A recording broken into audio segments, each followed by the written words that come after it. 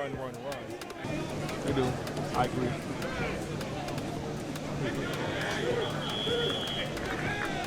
And I know yesterday Shedeur and Dillon got their first chances to go up against the first team defense. Shedeur Sanders going against the number ones on defense in practice, and what's next? The Browns' fifth-round rookie just torched their elite starting defense with backup receivers. Shedeur Sanders went 2 for 3 against Myles Garrett and Denzel Ward, while Dillon Gabriel missed wide-open targets with the first team. Cleveland's coaching staff is still pretending this isn't happening. Shedeur went against the ones. It was weird, though. He was still with his twos, the group he's been with, and they went against the ones. What did you make of that, Tony? Or do you think this is just natural progression for a fifth-round draft pick? Reality check. We're watching one of the most obvious quarterback competitions in recent memory, except the Browns are acting like they need a magnifying glass to see what's directly in front of them. Day 7 of training camp should have been just another routine practice session, but instead it became the moment everything changed in Cleveland. The new thing that happened yesterday was that Shedeur got a chance to go against the first team defense a little bit. Here's what actually went down.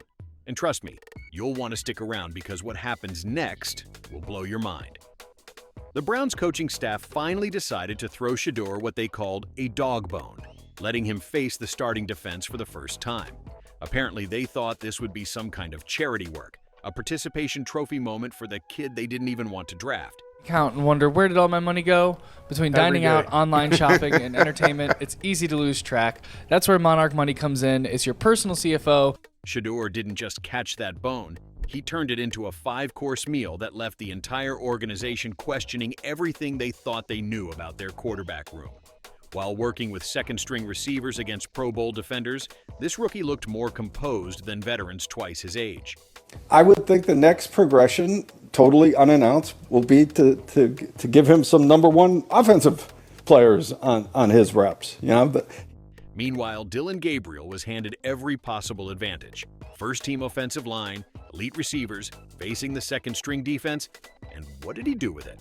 Absolutely nothing worth writing home about.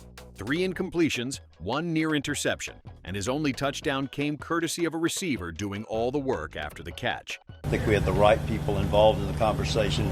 At the end of the day, that's Andrew Berry's call. But here's where it gets really interesting, and I guarantee you haven't heard this part yet. Timing couldn't be more perfect for exposing the Browns' backwards thinking. Just days before Shedeur's breakout performance, owner Jimmy Haslam sat in front of cameras and basically threw his own draft pick under the bus. When asked about Shedeur Sanders, Haslam's response was colder than Cleveland in January. That was Andrew Berry's decision. If you'd have told me, let's see, we picked him on Saturday, right? Friday night driving home, y'all are going to pick Shedeur, I would say that's not happening. Haslam essentially admitted he didn't want Shedeur Sanders in a Browns uniform, tried to distance himself from the pick, and acted like having this quarterback was some kind of unfortunate accident. The man literally threw his general manager under the bus to avoid taking responsibility for what he clearly saw as a mistake. He's saying that's not happening because he didn't think Shedeur would be available, or is he saying that's not happening because we didn't want to take him? Fast forward to day 7, and suddenly that mistake is out here, making precision throws against all pro defenders, while Haslam's preferred options are struggling with basic fundamentals. The irony is so thick, you could cut it with a knife. Intelligence clearly runs in the Sanders family, because Shedeur has been handling this disrespect with the maturity of a 10-year veteran. Instead of complaining about the obvious favoritism or calling out the owner's comments, he's been letting his arm do the talking. Nobody expected what happened next, and it's exactly why the Browns front office is probably having emergency meetings right now. Was that more of Kevin Stefanski just shuffling things up in a way that he anticipated doing all week, or was that a result of Dillon and Shedeur looking good in practice? And Kevin Stefanski has been playing this cute little game all camp, rotating quarterbacks and claiming it's all about evaluation. But anyone with functioning eyeballs can see this isn't evaluation, it's manipulation.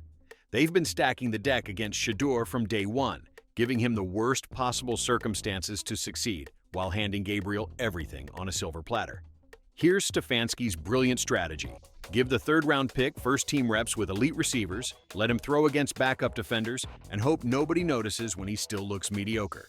Meanwhile, bury the fifth-round pick with practice squad players and pray he doesn't embarrass the Golden Boy when he finally gets a chance. So I just thought that was a really good sign for him. Speaking of rigged competitions, let me break down exactly what happened when Shedeur finally got his shot, because the numbers don't lie even when coaches do.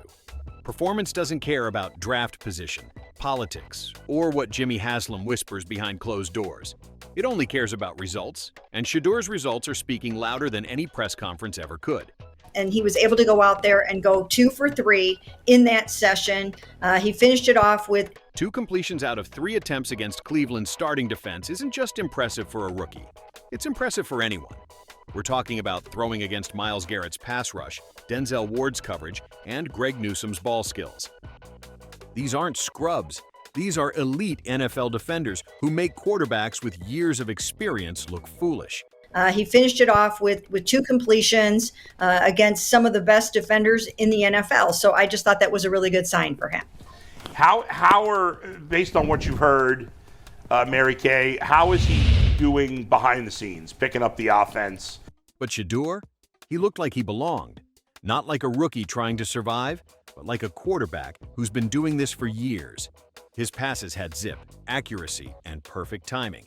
The one incompletion wasn't even his fault. The safety made a perfectly timed hit that would have broken up most throws in the NFL. Reception in the end zone, everybody was saying what a terrible throw it was. But really the only thing wrong with that ball was that he threw it too flat and didn't get enough arc on it. Compare that to Gabriel's performance with every possible advantage. 6 completions out of 11 attempts, multiple misfires, and a touchdown that had more to do with receiver ability than quarterback skill. Dynasty quarterbacks aren't born from favorable circumstances. They're forged in adversity, and Shedeur is getting his PhD in overcoming obstacles right now. What Schwartz wants to do is collapse the pocket with 4 guys, rush the passer with 4 guys, allowing them to drop 7. That's the way you beat Tom Brady when he was playing in the NFL. Remember when everyone said Tom Brady was a system quarterback? How about when Russell Wilson was too short to succeed? The NFL has a long history of overlooking talent because it doesn't fit their predetermined molds, and Cleveland is about to become the latest cautionary tale. Well, as far as being a teammate, he's doing a tremendous job. What makes this situation even more fascinating is how the locker room is quietly responding. Players aren't stupid. They can see who's making plays and who's making excuses. When Shedeur completed those passes against the starting defense, you could feel the energy shift on the sideline. Veterans started paying attention. Teammates started gravitating toward him. That's not something you can manufacture with draft position or coaching favoritism. That's authentic leadership emerging under pressure. Breakthrough moments in sports often happen when nobody's expecting them, but smart people recognize them immediately, which is why you need to subscribe, because this story is just getting started. When everybody saw him going to podium 1, a lot of people started walking away from Jerome Baker. And I saw this was not a PR thing. This was absolutely Shedeur turning to those 2 PR guys, and he said, I'm not going until Jerome is done. Connection with teammates matters more than connection with coaches, and Shedeur is building something special with this group. While Gabriel gets all the official first-team reps, Shedeur is earning something more valuable: genuine respect from the guys who actually have to catch his passes and block for his success.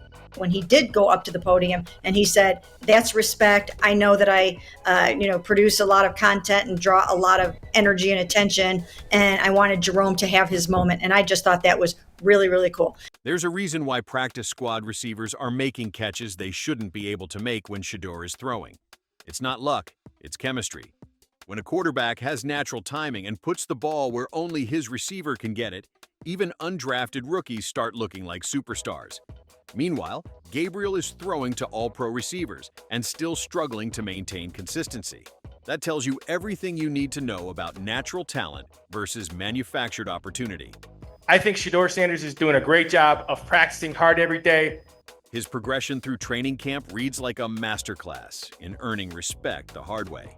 Started with practice squad players, gradually worked his way up to second-team reps, and now he's making the starting defense look ordinary with backup receivers. Each step has been earned through performance, not politics. And I really like his personality. I've really enjoyed what I've seen and heard from him as a person, as a human being. But here's what really separates great quarterbacks from good ones: the ability to elevate everyone around them. Shedeur isn't just succeeding despite his circumstances. He's making his circumstances better through pure talent and leadership. I think that he has a real ability to climb the pocket, keep his eyes downfield. He's an excellent deep ball thrower. His intermediate throws have been very good. He can throw with anticipation. I've been very impressed by him. Watch how practice squad receivers run routes differently when he's throwing. Notice how the energy changes when he steps into the huddle. These aren't coincidences. These are the early signs of franchise quarterback magnetism.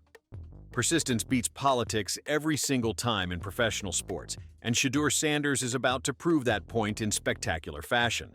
The Browns can keep playing their games, stacking the deck, and pretending this isn't happening. But performance has a way of forcing honest conversations. Jimmy Haslam can distance himself from the pick all he wants. Kevin Stefanski can keep rotating quarterbacks like he's managing a fantasy football team. The media can ignore what's happening because it doesn't fit their preferred narrative. Post-snap, he's doing great. I mean, he's got a really nice ball. He's got a really nice arm. He puts nice touch on it. He's very, very accurate, and I think he's earning more reps. Every day Shedeur spends proving himself against impossible odds is another day the organization looks foolish for not recognizing what they have. And in the NFL, looking foolish has a way of becoming expensive very quickly. Smart organizations recognize generational talent when they see it and adjust accordingly. Stubborn organizations keep fighting reality until reality wins anyway, usually in the most embarrassing way possible.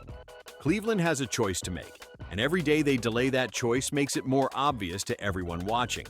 They can get ahead of this story and look like geniuses who recognize talent early, or they can keep playing politics until the decision gets made for them. Either way, Shedeur Sanders is rising. The only variable is whether the Browns rise with him or get left behind in their own stubbornness. Subscribe to our channel to stay updated with more Shedeur Sanders and Cleveland news.